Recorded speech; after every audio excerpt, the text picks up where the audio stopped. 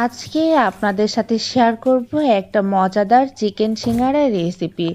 এই রেসিপিটা আমার খুব বেশি পছন্দের। আমি বাসায় কয়েকবার ট্রাই করেছি। বাসার সবাই তো বেশ পছন্দ করেছে।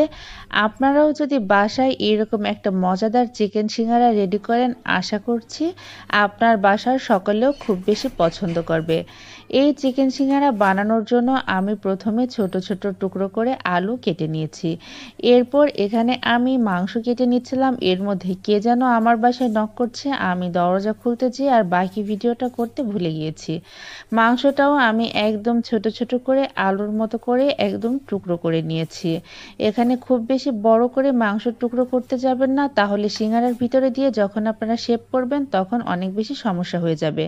তাই আমি একটু ছোট ছোট টুকরো করে কেটে নিয়েছি।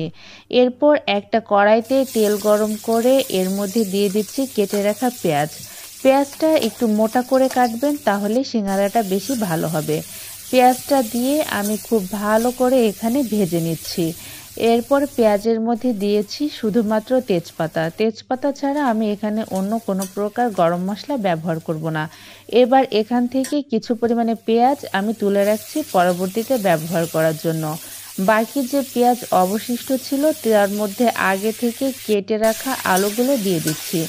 আলুটা দিয়ে একটু নাড়াচাড়া করে এরপর এর মধ্যে দিয়ে দিচ্ছি আগে থেকে কেটে রাখা মুরগির মাংসগুলো। এই মুরগির মাংসের সাথে আলুটাকে ভাজার জন্য এর মধ্যে দিয়ে দিচ্ছি পরিমাণ মতো লবণ এবং পরিমাণ মতো হলুদ। হলুদ এবং লবণ দিয়ে খুব ভালো করে এই মাংসটাকে আমি একটু পেঁয়াজের সঙ্গে ভাজা ভাজা করে নিচ্ছি।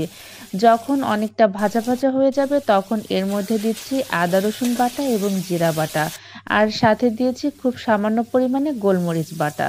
দিয়ে মশলাটাকে খুব ভালো করে কষিয়ে নিয়েছি। এরপর এর মধ্যে পানি দিয়ে এটাকে রান্না করে নিচ্ছে। রান্না হয়ে গেলে এর মধ্যে মরিচ বাটা আর ম্যাগি মশলা দিয়ে আরও কিছুক্ষণ কষিয়ে নামিয়ে নিয়েছি।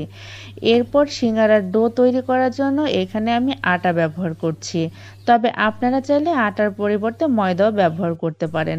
এরপর এর মধ্যে পরিমাণ মতো লবণ দিয়ে দিয়েছি। শুকনো অবস্থায় এটাকে সুন্দর করে মেখে তারপরে উষ্ণ গরম পানি দিয়ে আমি একটা ডো তৈরি করে নিয়েছিলাম। রুটি বানানো এবং সেখান থেকে সিঙ্গারা শেপ করে কাটা এবং সিঙ্গারা বানানোর প্রসেসটা আজকে দেখাচ্ছি না। আশা করছি আমি পরবর্তীতে অন্য কোনো একটা ভিডিওতে সেটা আপনাদের দেখাতে পারবো।